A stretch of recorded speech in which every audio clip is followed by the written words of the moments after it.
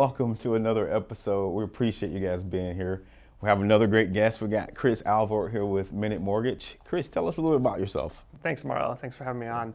So I came from the real estate industry, actually from the Northeast, New York City, Connecticut area. I worked in a similar format of HomeSmart with divisions and companies such as mortgage, commercial insurance, and also a title escrow company all under one roof, so one-stop shop system. I was recruited over here to help build the business development team for those individual companies. Okay, so the one-stop shop, being in lending before, I always, you want to keep those things apart. What do you think is the benefit of kind of having it all in-house? I think the number one benefit is, the real estate company will all work together in synergy. So for example, the mortgage company will provide the tools and resources so agents can tackle any type of client, right? They don't have to individually make a huge profit. So we can develop programs, lower fees, make efficient systems to be able to help all the other companies help the real estate agent.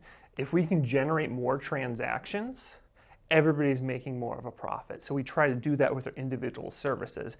And because of our agent size and the programs we have and our bargaining power, we're able to offer value props other companies in the mortgage space, in the title and escrow space, in the home warranty space that other places can't offer. And I think that's just a really huge advantage of having a thing in-house. Right, I'm seeing that for myself as well, just kind of teaming up with all the different resources, right? Correct. Yeah, Makes absolutely. Sense. Makes sense. So tell me a little bit about Minute Mortgage and its philosophy, and just a little bit about its history. Yeah, absolutely. So Minute Mortgage was started, by Matt Widows, with the idea of trying to change the mortgage process around. It was developed with an immense amount of agent feedback. And asking agents, what do you want to see in a mortgage company? What would you like to see in the tools and processes? So with agent feedback, we developed some unique programs. First off is, we're a technology-first company. Everything can be done through the mobile app or on the website, right? So this eliminates costs, makes the process so much more efficient and quick. Like for a mobile app, you can upload documents. By scanning. You can actually share the app with other consumers, and as an agent you can share the app with your consumers, and if they share the app you actually get a ping notification when they share it, so it helps with business development. You're able to check the loan status. There's a loan status tab, so instead of calling the lender and say, hey, where's my transaction at, you can actually see where your transaction is just by opening up the app in the morning and seeing it. You can plan your day. It helps with your workflow, helps with time. But overall, with all these features and having a lot of, being self-autonomous and having agents take more control of the transaction, we're able to keep our fees low and our rates low because we don't have so much manpower. Everything's so automated. So we really try to focus, not trying to make a profit on one transaction. We try to do as many transactions as possible, and that gives us the ability to keep the profit, the fees lower and the interest rates lower. There's other things. We also have a very quick turnaround. We always solicit agent feedback. We try to solicit agent feedback every 30, 60 days, and we try to implement these changes very, very quickly. If we're not staying competitive in market with what our competitors are doing or what agents are asking for, nobody's going to use us. Right. And having such a light, agile approach and having an in-house product development team, having a very low barrier to talking to the decision makers and being able to provide feedback to the decision makers, we're able to make decisions and make changes very, very quickly. And I think our agents see that and they benefit from that immensely. I appreciate you. Thank you for sharing that. It's, again, some of the features that agents talk about, at least from my perspective, is the relationship and being able to nurture that as well. So what is that like when they kind of reach out to someone at Minute Mortgage? What is the relationship like? Yeah, no, I'm glad you asked that question. So we have the tech space, which everybody thinks, okay, if I'm submitting an application online or I'm submitting it through a mobile app, it's a very cold, inhuman process.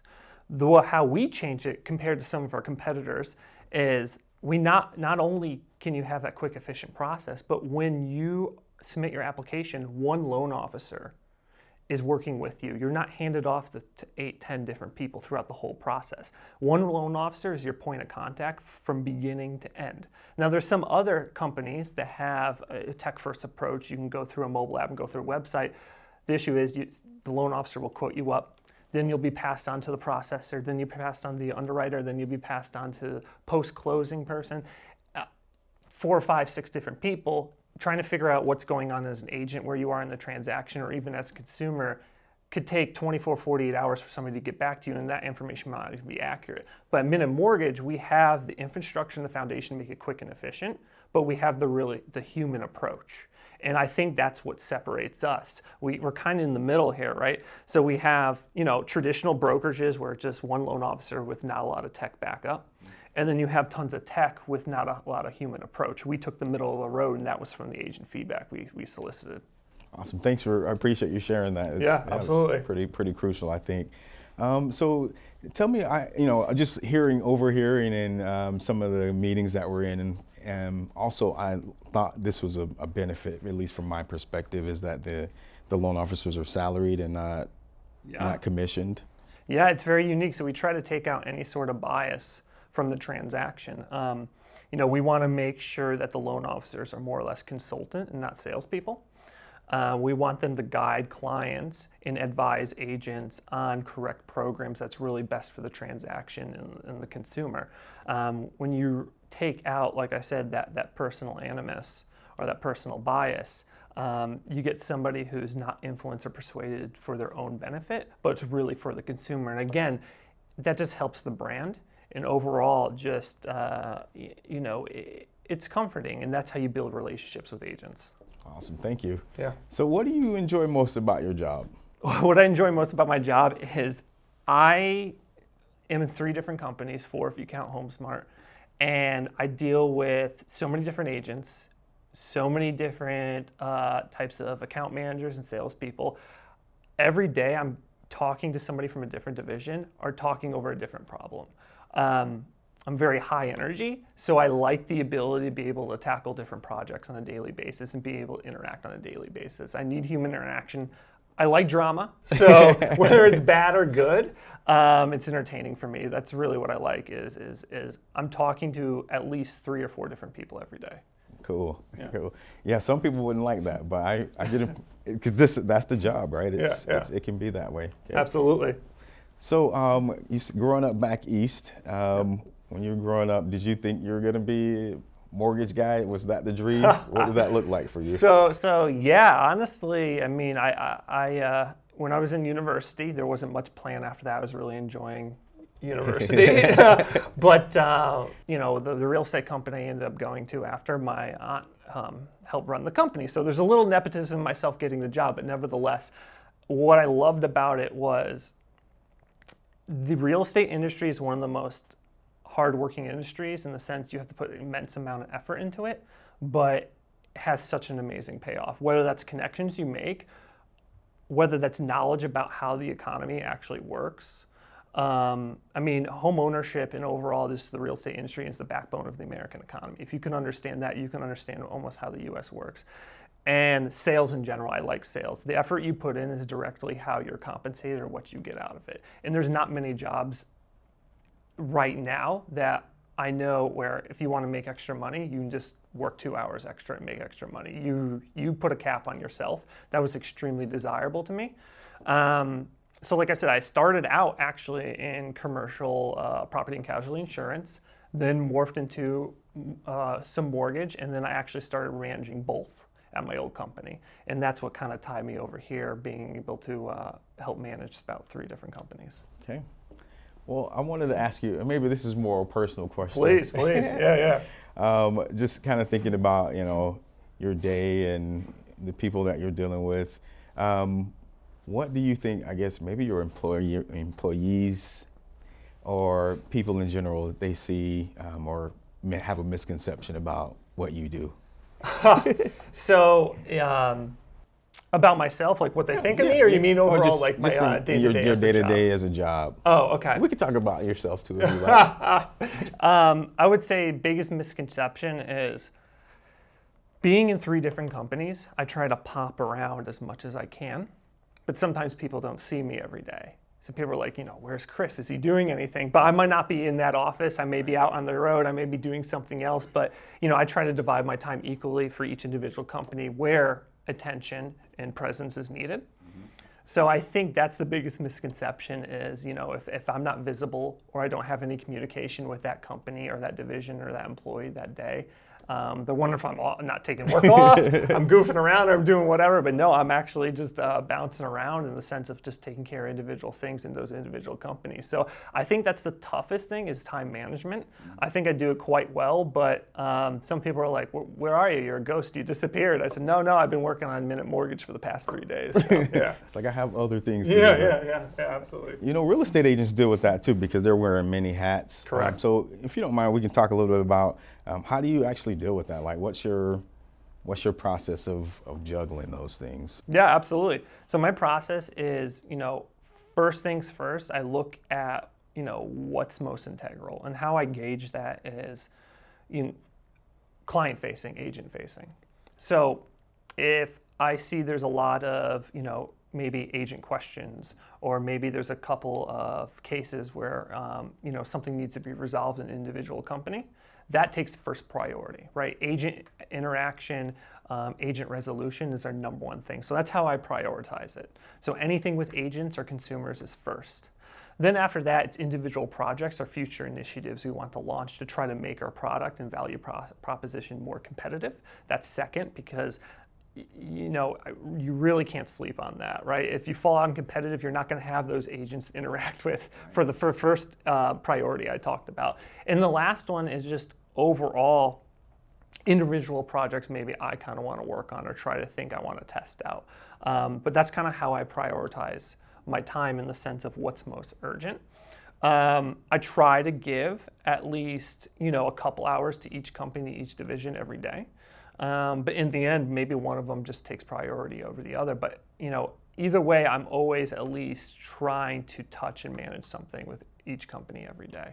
It's interesting. As you're sitting there thinking about that, I was trying to think about like my kids. I have 4 kids. And you can't give them each, attention like that. Sometimes one has a more of a immediate problem you need to take care of. So you have to, balance and figure out what's most important at the time. Yeah, I'll take your advice. I don't have any little ones, so maybe not for a while, but it's a juggle for sure, for sure.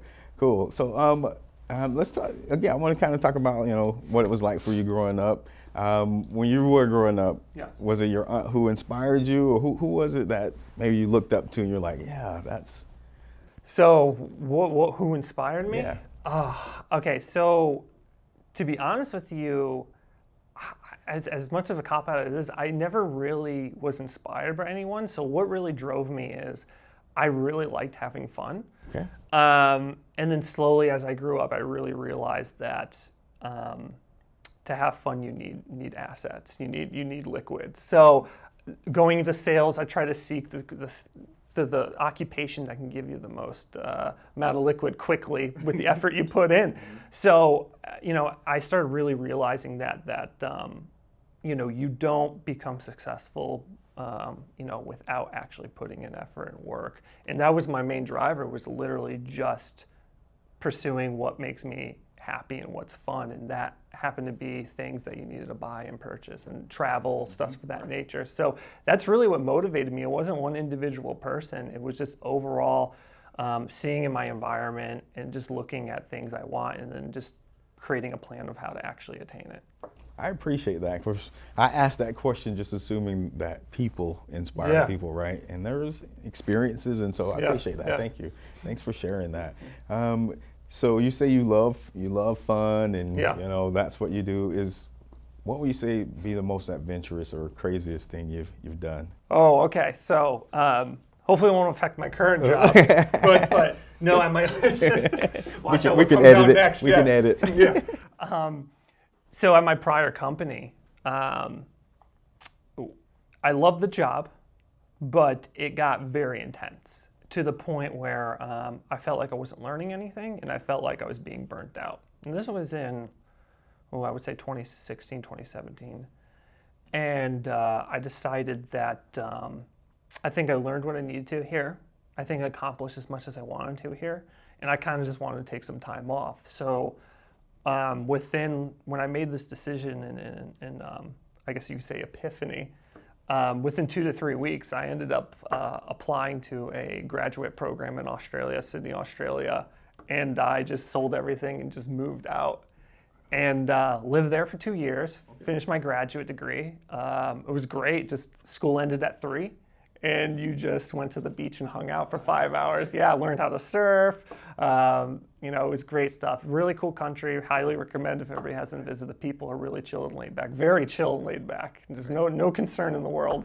And then, after I graduated, a recruiter reached out and asked if I wanted to come back to the real estate mortgage industry. I said, we have a fun project for you. It's a technology first, a real estate company in Phoenix, Arizona. Why don't you take a look, provide some information.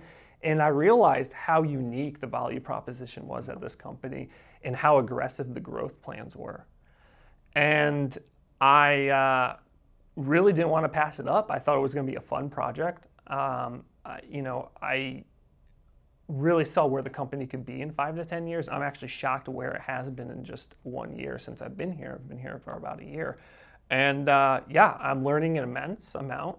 My responsibilities slowly grow every day, which is all I can ask for. I'm just being fulfilled from a purpose standpoint. I'm really enjoying it a lot. But I would say that's probably the craziest life decision I made.